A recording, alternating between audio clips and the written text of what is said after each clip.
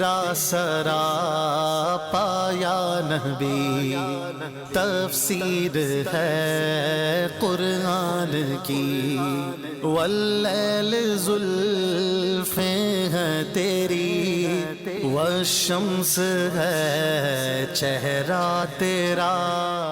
الحمدللہ رب العالمین والصلاة والسلام علی خاتم النبیین، اما بعد فاعوذ باللہ من الشیطان الرجیم، بسم اللہ الرحمن الرحیم۔ الصلاة والسلام علیکہ یا رسول اللہ وعلی آلکہ واصحابکہ یا حبیب اللہ۔ الصلاة والسلام علیکہ یا نبی اللہ وعلی آلکہ واصحابکہ یا نور اللہ۔ مزید چینل کے ناظرین، پروگرام زیارت رسول کے واقعات میں آپ کو مرحبا کہتے ہیں۔ اس مبارک پروگرام میں پیارے آقا مکی مدنی مصطفیٰ صلی اللہ علیہ وسلم کی وہ حکایات جو آپ نے اپنے غلاموں کو خواب میں آ کر نوازا، اپنی زیارت سے نوازا، اپنی زیارت کا جام پلایا، ان واقعات کو سننے کی ہم سعادت حاصل کیا کرتے ہیں۔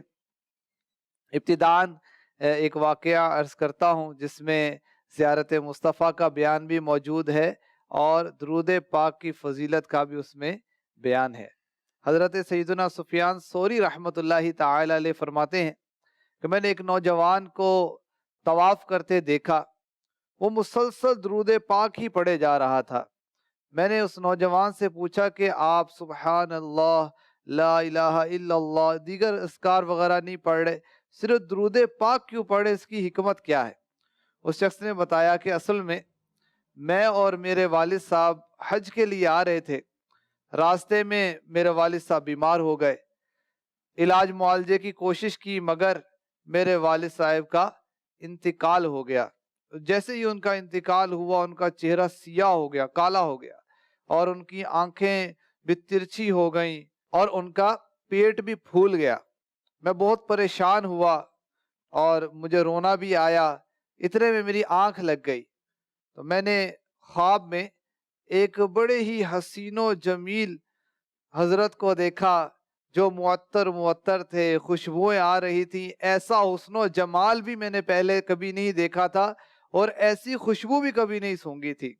انہوں نے آ کر میرے والد صاحب کے چہرے سے چادر ہٹائی، اپنا نورانی ہاتھ پھیرا، جیسے ہی ہاتھ پھیرا میرے والد صاحب کا چہرہ جو کہ کالا ہو چکا تھا وہ نورانی ہو گیا، اور جو تبدیلی ہوئی تھی وہ بالکل درست ہو گئی۔ اور جب وہ بزرگ جانے لگے تو میں نے دامن تھام کے عرض کیا کہ حضور اس ویرانے میں جس نے مجھ پر کرم کیا ہے یہ تو ارشاد ہو اب کون ہے؟ تو ارشاد فرمایا کیا تم مجھے نہیں جانتے؟ میں صاحب قرآن محمد بن عبداللہ ہوں صلی اللہ تعالی علیہ وسلم۔ ارشاد فرمایا کہ تمہارے والد اگرچہ گناہ گار تھے مگر مجھ پر کثرت سے درود پڑا کرتے تھے، اسی وجہ سے جب ان کا انتقال ہوا اور یہ معاملہ ہوا تو انہوں نے فریاد کی، اور جو مجھ پر درود پڑا کرتا ہے میں اس کی فریاد رسی کیا کرتا ہوں، اور میں یہاں پر تمہاری مدد کے لیے پہنچا ہوں۔ وہ نوجوان کہتا ہے کہ میری آنکھ کھلی تو میں نے دیکھا کہ واقعی والد محترم کا پیٹ بھی درست ہو چکا تھا اور چہرہ بھی نورانی ہو چکا تھا۔ دنیا و آخرت میں جب میں رہوں سلامت، پیارے پڑھوں نہ کیوں کر تم پر سلام ہر دم، صلو علی الحبیب صلی اللہ تعالی علی محمد۔ آئیے زیارت رسول کے واقعات سنتے ہیں، اور آج کے اس پروگرام کی ایک اہم بات یہ بھی ہوگی کہ حاجیوں کے قافلے روانہ ہو رہے ہیں، خوش نصیب زائرین مدینہ، زائرین مکہ وہاں پہنچ بھی چکے ہیں، تو ان ایام میں انشاءاللہ ہم حاجیوں کے وہ واقعات جس میں زیارت رسول کا بیان ہے، مدینہ منورہ میں حاضری دینے والوں کو جو زیارت رسول کے واقعات ہیں انشاءاللہ انہیں پیش کیا جائے گا۔ آئیے بڑھتے ہیں نگران پاکستان مشاورت حاجی شاہد اتاری متضل العالی کی جانب۔ جی سیدی، حج کے مہینے ہیں، حاجیوں کے قافلے رواں دواں ہیں، کتنے خوش نصیبوں نے اس سفر میں وہاں پہنچ کر زیارت مصطفیٰ کا شرف حاصل کیا۔ سبحان اللہ۔ بسم اللہ الرحمن الرحیم۔ بعض تو ڈائریکٹ مکے فلائٹ جاتی ہیں جدہ کے راستے سے، جدہ جاتی اور وہاں سے مکے جاتے ہیں، اور بعض کی فلائٹ ڈائریکٹ مدینے ہوتی ہے. بعض پہلے مکے میں جاتے ہیں، بعض پہلے مدینے میں جاتے ہیں. وہ بعض کہتے ہیں کہ پہلے مدینے جائیں، بارگاہ رسالت میں سلام پیش کریں، اور بعض کہتے ہیں پہلے حج کریں تاکہ گناہوں سے پاک ہو کر پاک بارگاہ میں حاضر ہوں. اپنا اپنا ذوق ہے. ایک بزرگ فرماتے ہیں یہ عاشق رسول تھے، اور عاشق رسول نہ ہو تو بزرگی کیسے ہوگا. یمن کے شہر صنعاء سے حج کے لیے نکلے تو عاشقان رسول رخصت کرنے کے لیے دور تک آئے چھوڑنے کے لیے. اور یہ دیکھیں کتنا پرانا طریقہ بزرگوں کا ہے، اسلاف کا ہے، کہ جو حج کے لیے جاتا ہے، عمرے کے لیے جاتا ہے، اس کی حوصلہ افزائی، ان سے دعا کرواتے ہیں اور ان کو چھوڑنے بھی جاتے ہیں. تو ایک عاشق رسول نے کہا کہ تم بارگاہ رسالت میں میرا سلام کہنا. اب یہ عاشق رسول کہتے ہیں، یہ یمنی عاشق رسول، کہ میں مدینہ پاک حاضر ہوا تو جن عاشقان رسول نے سلام کہا تو بھول گیا میں. اچھا، اب وہاں سے رخصت ہو کر ذوالحلیفہ پہنچا، احرام باندھنے کا ارادہ کیا، سفر مکہ تھا، تو یاد آیا کہ مجھے تو سلام کہا تھا. تو میں نے اپنے قافلے والوں سے کہا کہ آپ چلیں، مجھے کچھ مدینہ پاک میں ضروری کام یاد آ گیا، وہ میں کر کے آتا ہوں.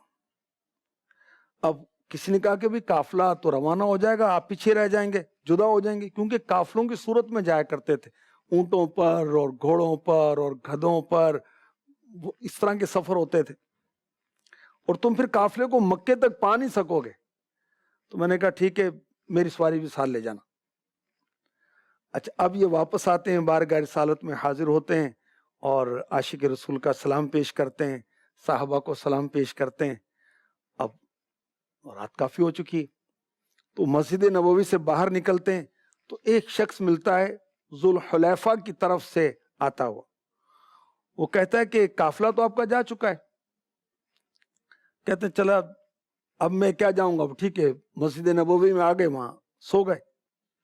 رات کی آخری شب قسمت جاگی.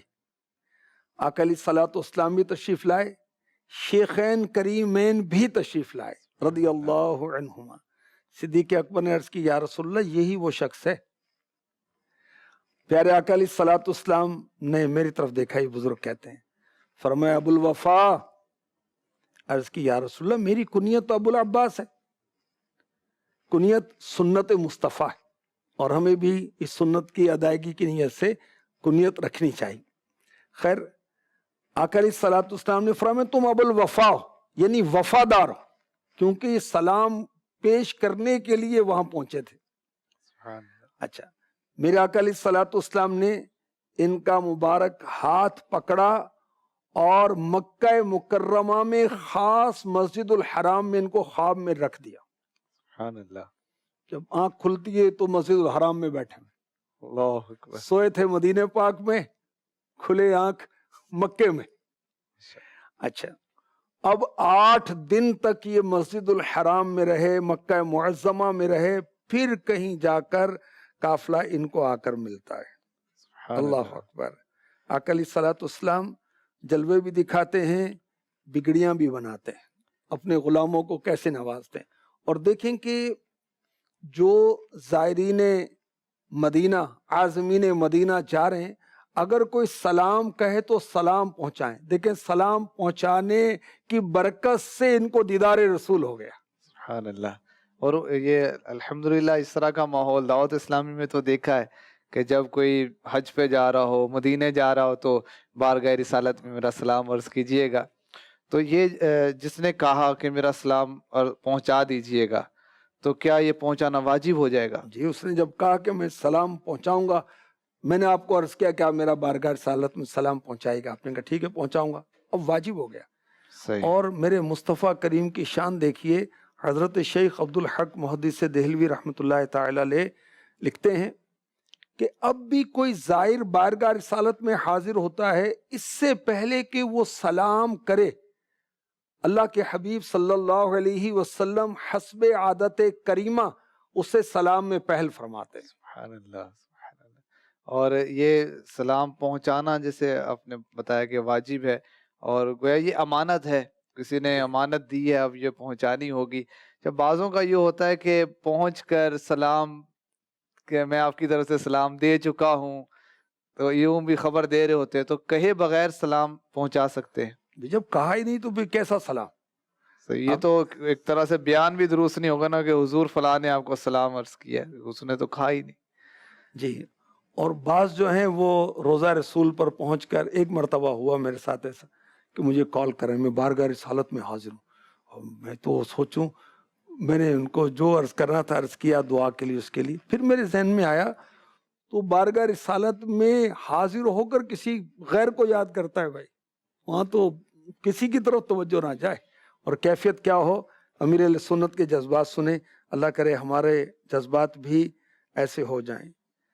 روزے کے قریب آ کر گر جاؤں میں غش کھا کر، روزے کے قریب آ کر گر جاؤں میں غش کھا کر، ہو جائے تمہارا پھر، ہو جائے تمہارا پھر دیدار مدینے میں، ہو جائے تمہارا پھر دیدار مدینے میں، آنکھوں میں سما جاؤ، سینے میں اتر آؤ، آنکھوں میں سما جاؤ، سینے میں اتر آؤ، بلوا کے شہنشاہ، بلوا کے شہنشاہ ابرار مدینے میں، جلووں سے دل ویراں آباد کرو جانا، جلووں سے دل ویراں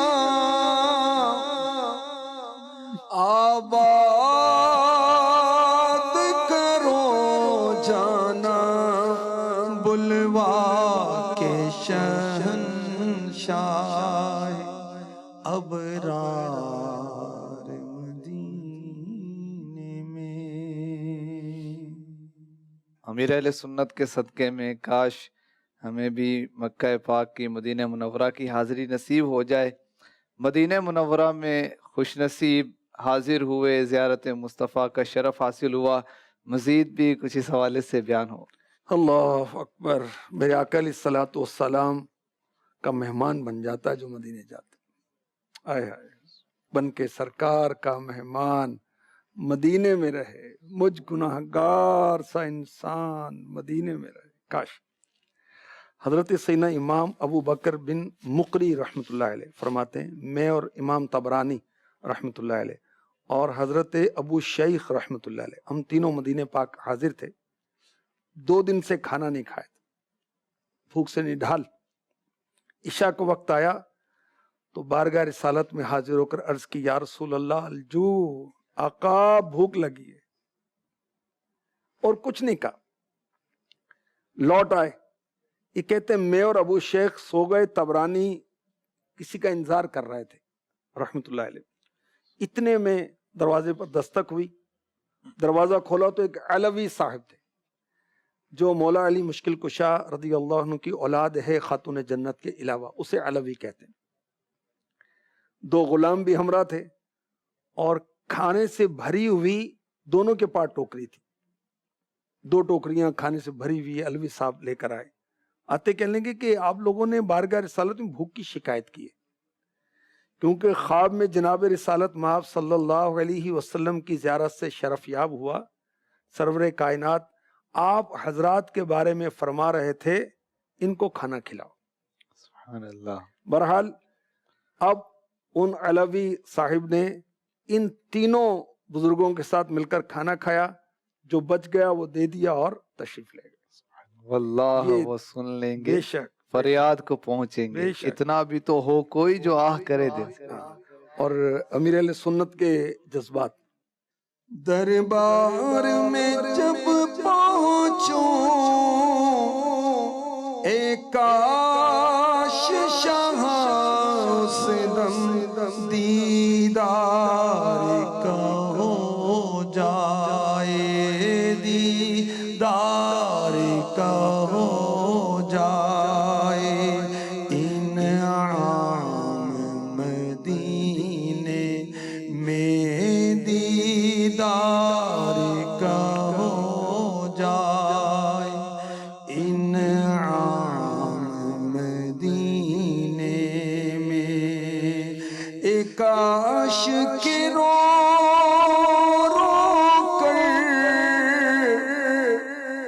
دم توڑ دو قدموں میں، ہو جائے میرا بالخیر، ہو جائے میرا بالخیر، انجام مدینے میں ہو جائے میرا بالخیر، انجام مدینے میں۔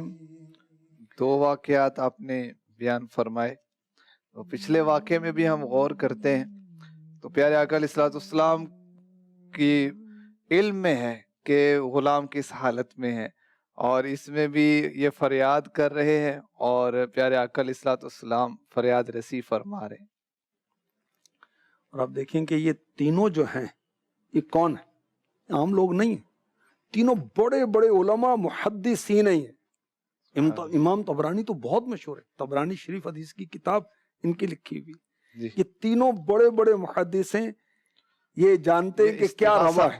جی استغاثہ کر رہے ہیں بارگاہ رسالت میں، اور یعنی ان کا عقیدہ یہ ہے کہ سرکار مدینہ صلی اللہ علیہ وسلم غلاموں کے حالات سے باخبر ہیں، خبر ہے۔ عرض کریں گے فریاد سنیں گے، اور ادھر فریاد رسی بھی ہو رہی ہے، کسی کو جا کے حکم بھی دیا جا رہا ہے مدد کریں۔ میرے آقا صلی اللہ علیہ وسلم کا خاصہ کہ آپ اللہ کی عطا سے جس کو چاہتے ہیں خواب میں ارادتاً تشریف لے جا کر نوازتے ہیں اور آرڈر فرماتے ہیں۔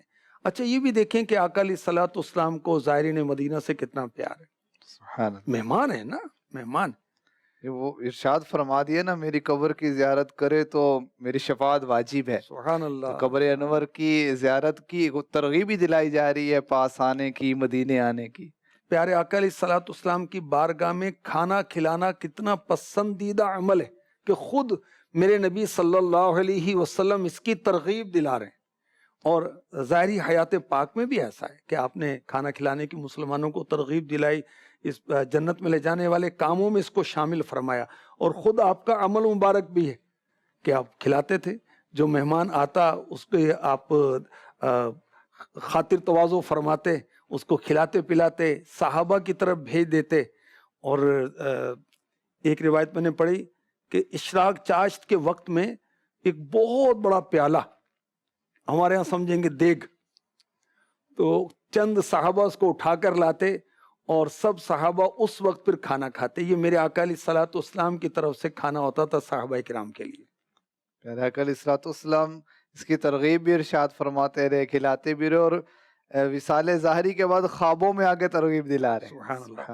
بخاری مسلم شریف کی حدیث پاک، انما انا قاسم واللہ یعطی، بے شک اللہ دیتا ہے میں تقسیم کرتا ہوں۔ حضور اس میں ان محدثین کرام کے لیے یہ ارشاد فرمایا جا رہا ہے، تو علم و علماء کی اہمیت بھی ظاہر ہوتی ہے۔ بے شک میرے آقا علیہ الصلوۃ والسلام کی بارگاہ میں جو علم کی اور علماء کی قدر ہے وہ دوسروں کی تو نہیں ہے نا۔ ویسے تو आका अलैहिस्सलाम की बारगाह में हर एक ही प्यारा है। प्यारे आका अलैहिस्सलातु वस्सलाम की ज़ियारत के वाक़यात सुन रहे हैं, ग़ुलामों को आकर नवाजते हैं, जब जहाँ चाहते हैं तशरीफ़ ले जाते हैं, गैब की ख़बरें पता चल जाती हैं, फ़रियाद रसी फरमा रहे हैं, मुश्किल कुशाई फरमा रहे हैं। और इस प्रोग्राम में हमारी एक ये भी सेगमेंट हुआ करता है, ख़ुसूसियत है कि आखिर में हम ज़ियारत रसूल का एक नुस्खा भी बयान करते हैं। तो आइए सुनते हैं कि आज कौन सा नुस्खा बयान होगा। जी सैयदी। जी, उलमा किराम ने बयान किया है कि जो शख्स गुरूब आफ्ताब, तुलू आफ्ताब, सनराइज और सनसेट होते वक्त 21 मरतबा सूरह क़द्र, इन्ना अंज़लनाहु फ़ी लैलतिल क़द्र 21 बार पढ़े, इंशाअल्लाहुल करीम उसको ज़ियारत रसूल का शरफ हासिल होगा। सुभान अल्लाह, बहुत ही आसान वजीफ़ा है। बाकी ये बड़े करम के हैं फैसले, ये बड़े नसीब की बात है। अल्लाह बेशक। की रज़ा के लिए, सवाब हासिल करने के लिए हमें ये वज़ाइफ पढ़ने होते हैं। फिर उनका करम बहुत ज़्यादा है। जिस पर करम हो जाए और जिस हाल में रखे, करम ही करम है बेशक जो वो पसंद फरमाए। तो हम हर हाल में अल्लाह की रज़ा में राज़ी रहें और कोशिश भी करते रहें, असबाब भी करते रहें, वजीफ़े भी पढ़ते रहें, गुनाहों से भी बचते रहें, दुरूद पाक भी पढ़ते रहें। शुरू में हमने दुरूद पाक की फजीलत भी सुनी कि जो शख्स गुनाहगार था मगर दुरूद पाक भी पढ़ता था, प्यारे आका अलैहिस्सलाम ने उनके इंतकाल करने के बाद भी उनकी मुश्किल कुशाई फरमाई। अल्लाह करीम हमें भी कसरत से दुरूद और सलाम पढ़ने की तौफीक अता फरमाए और आशिकाने रसूल के सदक़े में सच्चा पक्का आशिक रसूल बनाए। आमीन बिजाही ख़ातमिन नबीयीन सल्लल्लाहु तआला अलैहि वसल्लम। तेरा सरापा या नबी तफसीर है कुरान की, वल्लैल ज़ुल्फ़े हैं तेरी, वशम्स है चेहरा तेरा।